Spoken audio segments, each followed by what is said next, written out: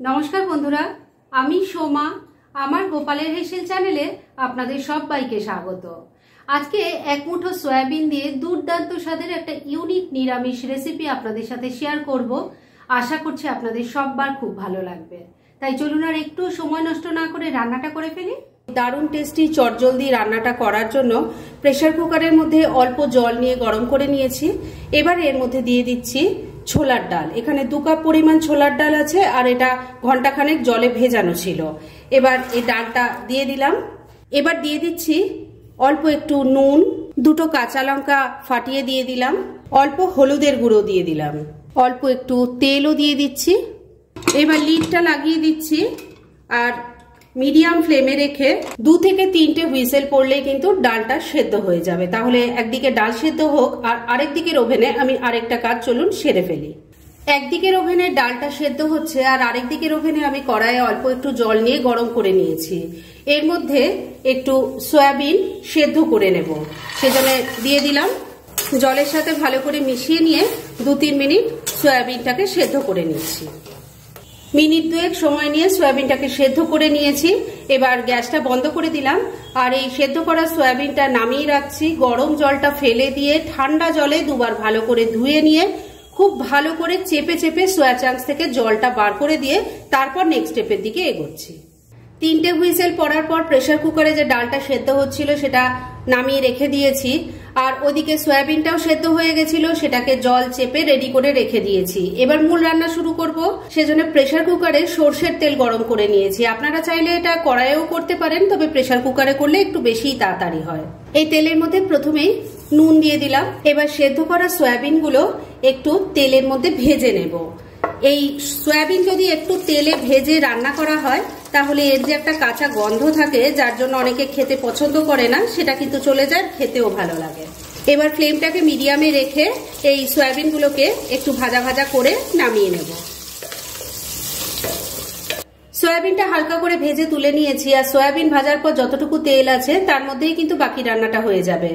এর মধ্যে এবার একটু ফোড়ন দেব। ফোড়নের মধ্যে দিয়ে দিচ্ছি অল্প গোটা জিরে, দিয়ে দিচ্ছি একটা তেজপাতা, একটা শুকনো লঙ্কা, এর সাথেই যাচ্ছে গোটা গরম মশলা, যার মধ্যে আছে 2-3টে এলাচ, 2-3টে লবঙ্গ, একটা ছোট দারচিনি আর 4-5টা গোটা গোলমরিচ। ফোড়নটাকে কয়েক সেকেন্ড এবার একটু ভাজা ভাজা করে নিচ্ছি। ফোড়নটা ভাজা ভাজা হয়ে গেছে। এবার এর মধ্যে দিয়ে দিচ্ছি আদা, টমেটো আর কাঁচা লঙ্কার পেস্ট। এবার গুঁড়ো মশলাগুলো দিয়ে দিচ্ছি। প্রথমেই দিয়ে দিলাম হলুদের গুঁড়ো, ছোট চামচের 1 চামচ জিরের গুঁড়ো দিয়ে দিলাম, ছোট চামচের 1 চামচ ধনের গুঁড়ো দিয়ে দিলাম, অল্প একটু গরম মশলার গুঁড়ো দিয়ে দিলাম, দিয়ে দিচ্ছি অল্প কাশ্মীরি মির্চ পাউডার, স্বাদ মতো নুন দিয়ে দিচ্ছি, অল্প একটু চিনিও দিয়ে দিলাম। এবার সবকিছু মিশিয়ে নিয়ে মিডিয়াম ফ্লেমে মশলাটাকে খুব ভালো করে কষিয়ে নেব। 2-3 মিনিট সময় নিয়ে মশলাটাকে খুব ভালো করে কষিয়ে নিয়েছি।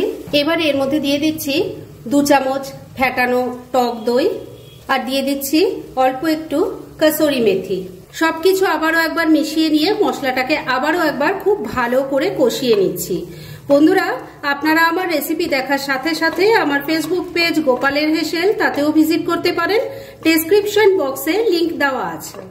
মিনিট 2 সময় নিয়ে মশলাটাকে আবারও একবার খুব ভালো করে কষিয়ে নিয়েছি। এবার ভেজে রাখা সয়াবিন গুলো এর মধ্যে দিয়ে দিচ্ছি।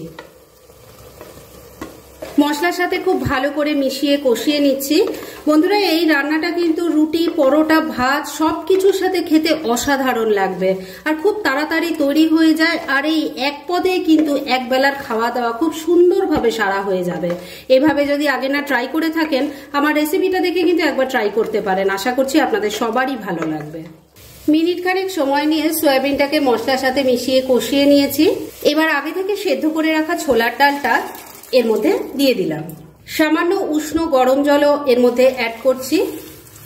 এবার সবকিছু খুব ভালো করে মিশিয়ে নিচ্ছি। সবকিছু খুব ভালো করে মেশানো হয়ে গেছে। এবার লিডটা লাগিয়ে দিচ্ছি আর ফ্লেমটাকে লো আর মিডিয়ামের মাঝামাঝি রেখে 2টো হুইসেল পড়লেই কিন্তু এটা ভালো মতো সেদ্ধ হয়ে যাবে, কেননা ডাল হাফ সেদ্ধ করা আছে আর সয়াবিনটাও সেদ্ধ করে ভাজা আছে, তাই এর থেকে বেশি সময় কিন্তু আর লাগবে না। তাহলে এটা সেদ্ধ হোক, তারপর ফিরে এসে নেক্সট স্টেপ দেখাচ্ছি। প্রেসার কুকারে দুটো হুইসেল পড়ার পর আমি গ্যাসটা বন্ধ করে দিয়েছিলাম, আর তারপর পুরো প্রেসারটা বেরিয়ে যাওয়ার পর লিডটা খুলেছি। দেখেই নিশ্চয়ই আপনারা বুঝতে পারছেন এটা কত সুন্দরভাবে তৈরি হয়েছে। আপনারা কিন্তু চাইলে এটা এইভাবেই পরিবেশন করতে পারেন, তবে এটাকে আরো টেস্টি বানানোর জন্য আমি আর একটা জিনিস করব। সেটা কি দেখাচ্ছি। একটা তড়কা প্যান বসিয়ে দিয়েছি, এর মধ্যে অল্প একটু ঘি দিয়ে দিচ্ছি। এবার ঘিটা মেল্ট হয়ে যাওয়া অবধি একটু অপেক্ষা করতে হবে। ঘিটা মেল্ট হয়ে গেছে, এবার গ্যাসটা বন্ধ করে দিলাম। আর এর মধ্যে এবার দিয়ে দিচ্ছি অল্প একটু হিং, এর সাথে দিয়ে দিচ্ছি অল্প একটু কাশ্মীরি মির্চ পাউডার। ভালো করে সবকিছু মিশিয়ে নিচ্ছি। তরকাটা রেডি হয়ে গেছে, গ্যাস তো আগেই বন্ধ করে দিয়েছি। এবার তৈরি করে রাখা তরকাটাকে এর উপর দিয়ে দিলাম, ভালো করে মিশিয়ে নিচ্ছি। এইভাবে যদি তরকাটা তৈরি করে দেন, এই রান্নার স্বাদ কিন্তু আরো বেশি ভালো হয়, মানে দুর্দান্ত খেতে হয়। সবকিছু ভালো করে মিশিয়ে নিয়েছি, রান্না এবার একদম রেডি। এবার শুধু লিডটা একটু চাপা দিয়ে মিনিট 2-এর জন্য রেখে দিলাম, আর তারপর সার্ভ করে আপনাদের দেখাচ্ছি। ফ্রেন্ডস, আমার আজকের এই দুর্দান্ত স্বাদের চটজলদি নিরামিষ রেসিপি একদম রেডি হয়ে গেছে এবং আমি সার্ভ করে দিয়েছি। ভীষণ ইজি একটা রেসিপি, কিন্তু খেতে ফাটাফাটি হয়। তাই দেরি না করে পারলে এটা আজই একবার ট্রাই করে ফেলুন, আর তারপর কেমন লাগলো সেটা প্লিজ কমেন্ট করে জানাবেন। এরকম ধরনের অনেক ভালো ভালো নিরামিষ রান্নার রেসিপি আপনারা গোপালের হেসেল সার্চ করলেই পেয়ে যাবেন, যার মধ্যে থেকে কিছু কিছু আমি সাজেস্টেড বক্সেও দিয়ে দেবো, সেখান থেকেও আপনারা দেখে নিতে পারেন। তাই গোপালের হেসেল অবশ্যই ভিজিট করুন। আর আপনারা কেমন ধরনের রেসিপি চাইছেন সেটাও কিন্তু আমাকে জানাতে পারেন। আমি চেষ্টা করব সেই সব রেসিপিগুলো আপনাদের সাথে শেয়ার করার।